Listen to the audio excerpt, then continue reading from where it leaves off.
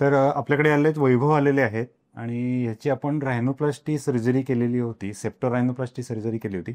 Almost 15 दिवस झालेत आणि तुम्हाला ॲक्च्युली मी यांचा आधीचा फोटो दाखवतो. तर या फोटोमध्ये तुम्हाला लक्षात येईल की त्यांचं नाक हे पूर्ण डेव्हिएटेड होतं, पहिली गोष्ट. दुसरी गोष्ट काय होती की त्यांचा वरचा जो काही ब्रिज होता तिथं काहीच टिश्यू नव्हता, तिथं काही मांस नव्हतं आणि त्यामुळे नाकाला शेप नव्हता.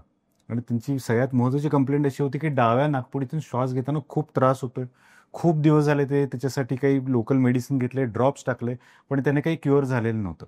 तर या पेशंटसाठी आम्ही काय प्लॅन केला की आम्ही ओपन रायनोप्लास्टी केली. म्हणजे नाकाचा जो काही पार्ट होता, स्किन होती, ते इथं छोटासा इन्शन घेऊन, एकदम छोटासा इन्शन घेऊन हे आपण ओपन केलं.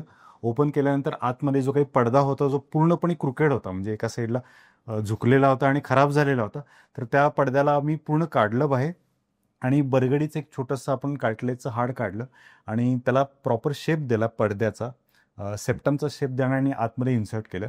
आणि त्याबरोबरच माझं असं म्हणणं होतं की नाक जे काही दिसतंय, म्हणजे साईड व्ह्यूमध्ये जर बघितलं तुम्ही, तर नाक दिसतं की नाकाला प्रोजेक्शन एकदम कमी आहे.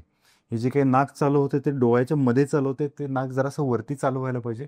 त्याच्यामुळे ह्याच्यामध्ये एक छोटासा रिब ग्राफ्टचा एक छोटासा तुकडा घातला आणि त्याबरोबरच नाकाचं प्रोजेक्शन जरासं वाढवलं, कारण की चेहऱ्याच्या मानानं हे नाकाचं जे काही प्रोजेक्शन इथं दिसत होतं ते प्रोजेक्शन ॲडिक्वेट नव्हतं.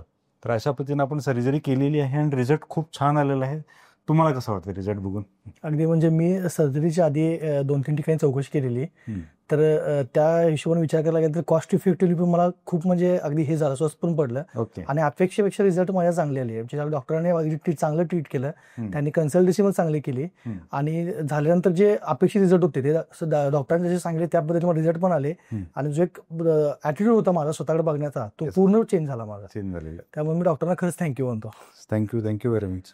तर अशा पद्धतीने जर तुम्हाला रायनोप्लास्टीचे एकदम चांगल्या पद्धतीने ट्रीटमेंट करून घ्यायची असेल तर निर्मितीच्या सांगली आणि कोल्हापूर सेंटरला व्हिजिट करा.